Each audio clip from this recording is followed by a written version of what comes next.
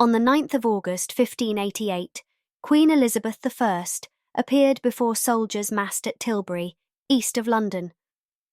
With fears of an imminent land invasion of England by the Spanish Armada high, the Tudor monarch is purported to have delivered a rousing speech that has gone down in history. "I know I have the body of a weak and feeble woman," she professed to them, "but I have the heart and stomach of a king, and a king of England too." But were there more to those words than met the eye? According to the theory, Elizabeth died of a fever in 1542, while approaching her 9th birthday. Supposedly, the young princess was staying at Overcourt House near the village of Bisley in the Cotswolds.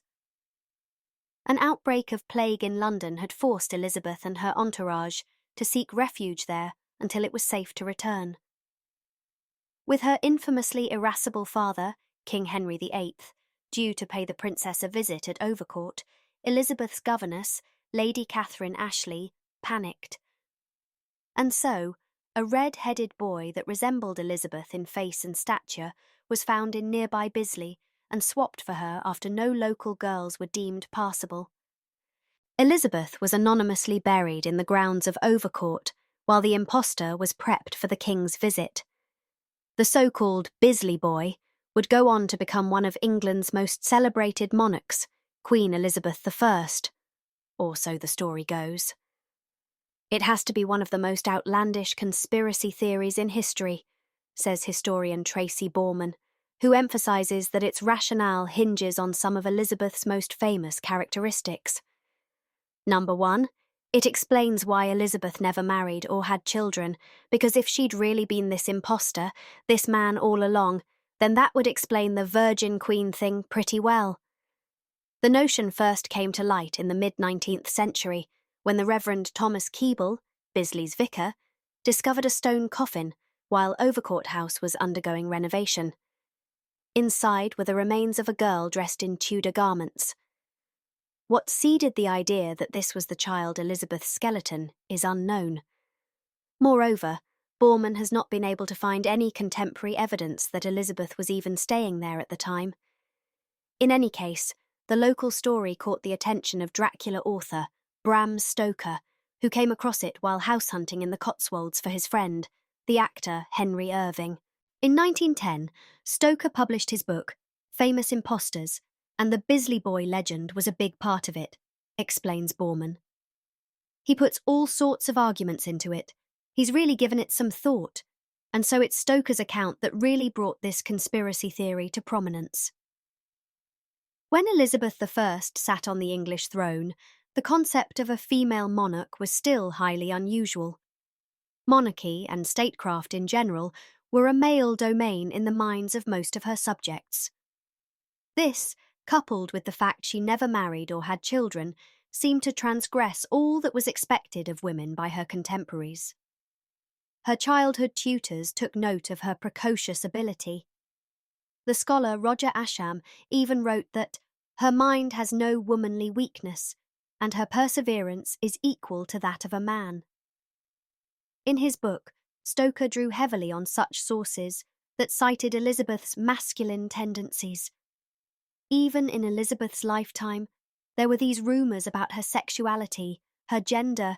She was seen somehow as an oddity, says Borman, that you simply couldn't have a woman this brilliant, this gifted, that she had to have something physically that made her like this.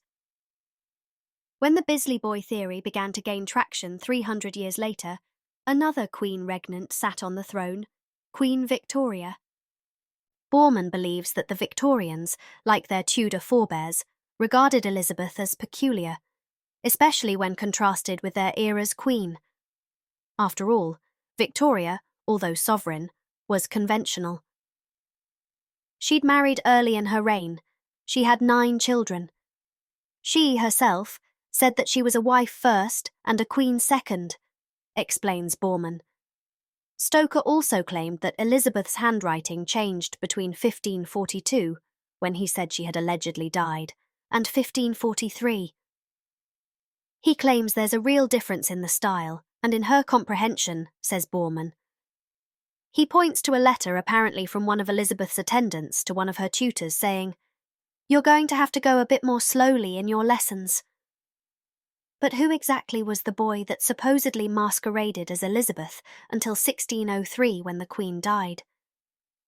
Stoker claims it was an unknown son of Mary Howard and Henry Fitzroy, says Borman.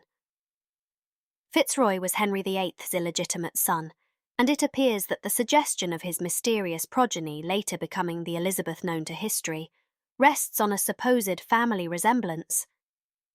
Despite Stoker's insistence that such a child existed, Borman points out that Fitzroy died before he and Mary Howard had any children.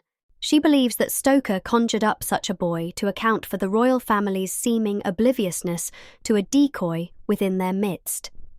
He weaves in Henry Fitzroy because he said that this boy had a resemblance to Henry VIII and therefore to Elizabeth, says Borman, but notes that even though Henry VIII didn't see Elizabeth all that frequently, it was certainly frequently enough to have realised that she'd been swapped for an impostor.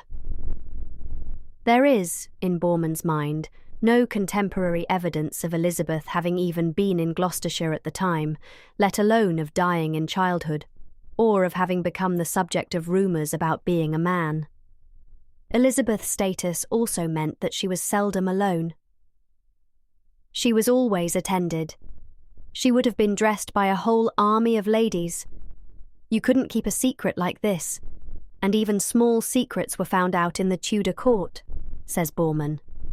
Indeed, the historian points out that Elizabeth's role as a royal woman and the coterie of potential suitors and alliances with foreign states throughout her reign means that there are plenty of testimonies that Elizabeth was functioning as a normal woman. We have quite detailed records, for example, of Elizabeth's menstrual cycle, because ambassadors were inquiring into this. They had to know that she was fertile, and she was examined by doctors, explains Borman. This was too big a secret to get away with. Elizabeth's private life remains a magnet for scurrilous gossip and outright misogyny, with tales often entailing passionate dalliances with multiple men and an array of love children. Borman contends that this leads to a reductive understanding of a highly intelligent and shrewd woman operating in a patriarchal society. In other words, that she had to have either a string of male lovers helping and guiding her, or she had to be a man. Borman also sees a tragic parallel between Elizabeth and her mother, Anne Boleyn. Anne was judged not by her mind or her achievements or her abilities, but by her body. And I think that's what it boils down to with both queen consorts and queen regnants. If they don't fulfill the basic female functions, then people almost can't get past that. Speculation about Elizabeth's private life takes the spotlight away from what we should be looking at, which are Elizabeth's achievements, and also her failures, says Borman. It's a distraction from studying her foreign policy, her court life, her contribution to English culture. All these are the really important and fascinating subjects.